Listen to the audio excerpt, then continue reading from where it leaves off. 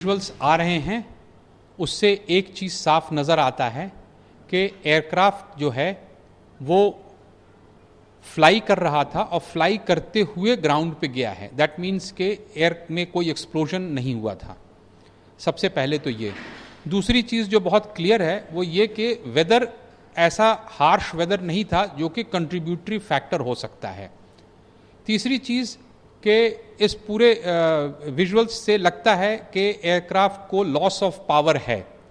वो loss of power एक engine में है या दोनों इंजन में है, ये कहना बहुत डिफ़िकल्ट होगा, लेकिन जो भी पावर था that was not sufficient to keep the aircraft flying.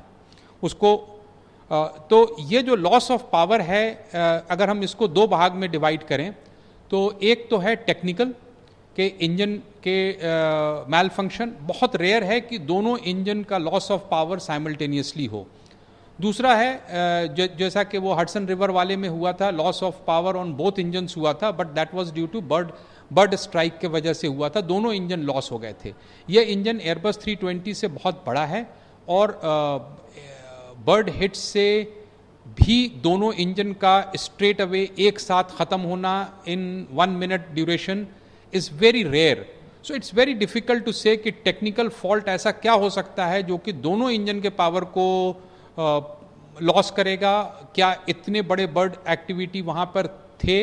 वैसे अहमदाबाद एयरपोर्ट में बर्ड्स बहुत हैं, लेकिन क्या वो इतने ज़्यादा थे कि एयरबस बोइंग 787 जैसे जहाज़ के दोनों इंजन को एक साथ ख़त्म कर सकता है? Quite unlikely, but that is one of the possibility. अभी खबर यह है कि पायलट ने मेडे कॉल दिया था। इसका मतलब यह है कि जो भी फेलियर था वो पायलट के कॉकपिट में दिखा था।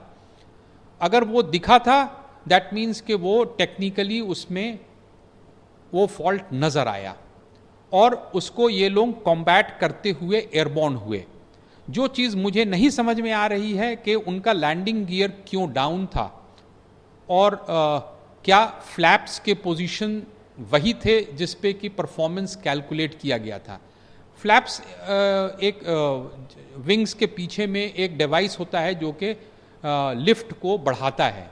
तो जब एयरक्राफ्ट टेक ऑफ करता है तो उसका फ्लैप्स टेक ऑफ पे होता है, लैंडिंग गियर डाउन होता है। जैसे ही एयरबॉर्न होता है तो लैंडिंग गियर को अप किया जाता है।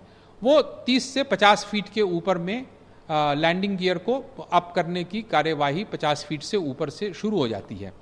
और इस केस में लैंडिंग गियर डाउन है। पॉसिबिलिटी के एयरक्राफ्ट का engine power loss was detected before hand.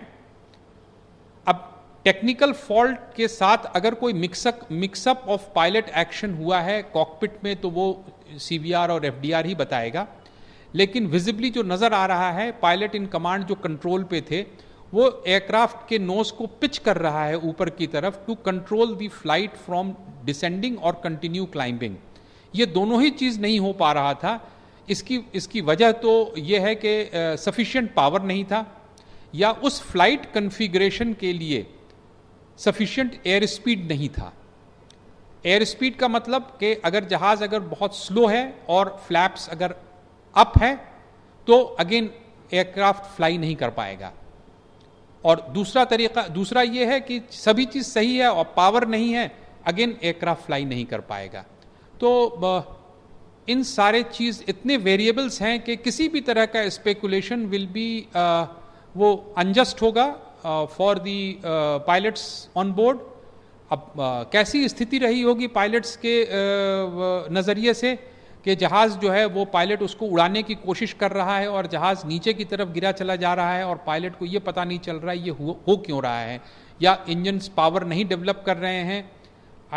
It is a very बहुत ही डिफ़िकल्ट सिनेरियो है इस चीज़ को गेस करना, ठीक है। लेकिन FDR विल से बहुत बड़ा सवाल है कि लैंडिंग गियर ऊपर क्यों नहीं था, क्योंकि ख़बर यह है कि जहाज़ 600 फीट तक ऊपर गया था, तो 600 फीट तक उसके लैंडिंग गियर ऊपर होने चाहिए थे। और क्या फ्लैप्स अपनी जगह पे था? ये सब दीज आर जो चीज़ है वो इन्वेस्टिगेशन की चीज़ है। इंडिया 171 फ्लाइट में अहमदाबाद से लंदन जाने के लिए 230 पैसेंजर की बुकिंग थी। उसके सिवाय क्रू मेंबर भी थे।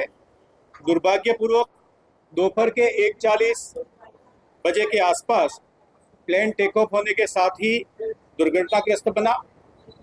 जिस विस्तार में प्लेन क्रैश होकर गिरा है वहां पे अहमदाबाद सिविल हॉस्पिटल के विद्यार्थियों के हॉस्टल, स्टाफ क्वार्टर और अन्य रेजिडेंशियल विस्तार है। उस विस्तार के लोगों को भी ईजा पहुंची है। 50 से जितने घायल व्यक्तियों को सिविल हॉस्पिटल अहमदाबाद लाया गया है, जिन्हें श्रेष्ठ सारवार दी जा रही है। अभी वो सघन सारवार में परंतु स्टेबल परिस्थिति में है। फ्लाइट के जो पैसेंजर हैं उनके जो सगे हैं, नज़दीक के सगे हैं, उनसे रिक्वेस्ट है कि डीएनए टेस्टिंग की व्यवस्था हम लोगों ने बीजे मेडिकल कॉलेज के कसौटी भवन में की है। आप सबसे अनुरोध है, जिसमें खास तौर पे माता पिता अथवा उनके पुत्र पुत्री नज़दीक के सगाओं में होते हैं, आपसे रिक्वेस्ट है कि आप डीएनए सैंपल के लिए कसौटी भवन में बनी हुई व्यवस्था पर अपने सैंपल दें, ताकि दुर्घटना के जो विक्टिम हैं उनका आइडेंटिफिकेशन जल्दी से हो सके।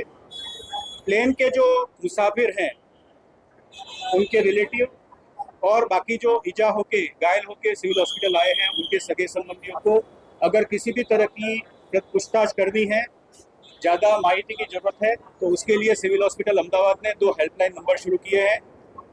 एक नंबर है 63 57 37 38 31 एवं दूसरा नंबर है 63 57 37 38 41। इन 2 नंबर पे आप माहिती के लिए संपर्क कर सकते हैं। प्लेन के जो पैसेंजर थे उनके सगे संबंधियों के लिए मेडिकल कॉलेज बिल्डिंग में कसौटी भवन में वेटिंग एरिया की हम लोगों ने व्यवस्था की हुई है।